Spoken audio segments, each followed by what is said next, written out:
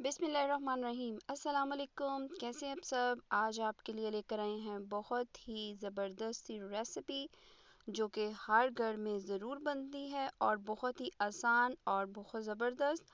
और आलू गोश्त की रेसिपी लेकर आए हैं देगी स्टाइल में। आप इसकी लुक माशाल्लाह से चेक करें, बिल्कुल देगी जैसे शोरबे का कलर होता है वैसे ही आया है माशाल्लाह से। टेस्ट भी बहुत ज़बरदस्त बना है। तो सबसे पहले हम इंग्रेडिएंट्स की तरफ चलते हैं। कुकर लेंगे, कुकर में हम मटन डालेंगे 1 kg के करीब।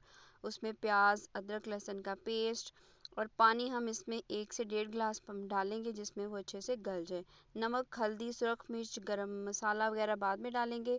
जस्ट हमने सुरख मिर्च, हल्दी और नमक और काली मिर्च डाल के इसको प्रेशर लगा देना है। 15 मिनट के बाद हम देखेंगे कि गोश्त अच्छे से माशाल्लाह से गल चुका है और पानी भी हो गया है ड्राई। तो फटाफट से हम इसमें डालेंगे ऑयल। ऑयल हमने कम डालना है क्योंकि इसकी मटन की अपनी फ़ैट भी होती है और वैसे भी ऑयल कम खाना चाहिए। तो इस तरह से हम ऑयल डाल लेंगे हस्बे ज़रूरत। ये हाफ़ कप के बराबर इसमें चला जाएगा गरम मसाला। भूनते वक्त हमने गरम मसाला डालना है ताकि इसमें अच्छे से खुशबू जाए। ज़ीरा पाउडर और धनिया पाउडर हम इसमें डालेंगे। इस तरह से इसमें बहुत ज़बरदस्ती खुशबू भी आएगी और जो गोश्त की स्मेल है वो भी बिल्कुल ख़त्म हो जाएगी। आपने अच्छे से इसको भून लेना है। 2 से 3 मिनट इसकी भुनाई होगी और आप माशाल्लाह से कलर चेक करें और खुशबू भी बहुत ज़बरदस्त आ रही है। ये देखिए इसकी लुक।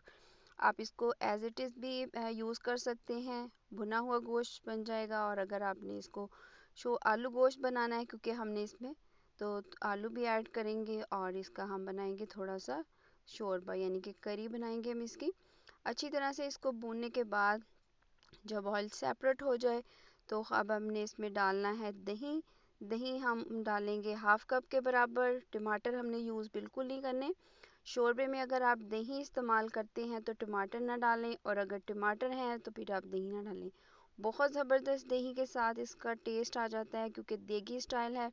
शादियों पे और वैसे घरों में फंक्शन वगैरह पे बनने वाला आलू गोश्त आज आपके लिए ऑथेंटिक रेसिपी लेकर आए हैं। बहुत ही ज़बरदस्त है और झटपट से तैयार हो जाता है। गर्मी का मौसम हो या आजकल बरसात है और बारिश का मौसम है तो आप इसके साथ वाइट राइस का भी इस्तेमाल कर सकते हैं। आलू को हमने अच्छे से बड़े बड़े पीसेस में रखना है जैसे देग में होते हैं। आलू को डाल के भी हम 1 से 2 मिनट भूनेंगे और देखिए इसका कलर माशाल्लाह से क्या लुक आई है अल्हम्दुलिल्लाह से। इसको अच्छी तरह से हमने भून लिया है। अब इसकी स्मेल वगैरह बिल्कुल ख़त्म हो जाएगी। गरम मसाला थोड़ा सा हम एंड पे भी डालेंगे, उससे और भी ज़्यादा खुशबू आएगी। और 1 से 2 मिनट अच्छी तरह से भुन जाएंगे आलू भी साथ मसाले के और गोश्त के साथ। तो फिर हमने इसमें हस्बे ज़रूरत जितना आपने शोरबा रखना है उसी हिसाब से आप इसमें पानी डाल लें। मैंने इसमें 2 गिलास पानी डाले हैं और अच्छी तरह से अब हम इसको कर देंगे मिक्स और इसको हम लगा देंगे 15 मिनट के लिए स्लो फ्लेम पे ताकि अच्छे से आलू वगैरह गल जाएं और जो शोरबे का पानी है वो भी अच्छी तरह से पक जाए। जब इसमें बबल्स आना शुरू हो जाएं तो हमने हाफ़ टेबल स्पून गरम मसाला और ऐड कर देना है। इससे इसकी खुशबू भी आती है और बुनाई के टाइम इसलिए डालते हैं ताकि उसकी स्मेल वगैरह ख़त्म हो जाए। माशाल्लाह से हमारा आलू गोश्त बिल्कुल रेडी हो चुका है सर्विंग के लिए। आप इसको वाइट राइस के साथ या फिर चपाती और या ख़मीरी रोटी के साथ, नान के साथ इंजॉय करें। बहुत मज़ा आएगा। दुआओं में रखिएगा याद।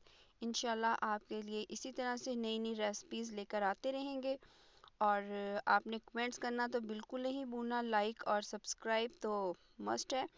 तो आप भी इसको ज़रूर ट्राई कीजिए। माशाल्लाह इसकी लुक चेक करें, अल्हम्दुलिल्लाह से ज़बरदस्त है और मुंह में पानी आ रहा है इसलिए हम आपको टेस्ट करके बताते हैं। बहुत गर्म है इसीलिए एहतियात के साथ।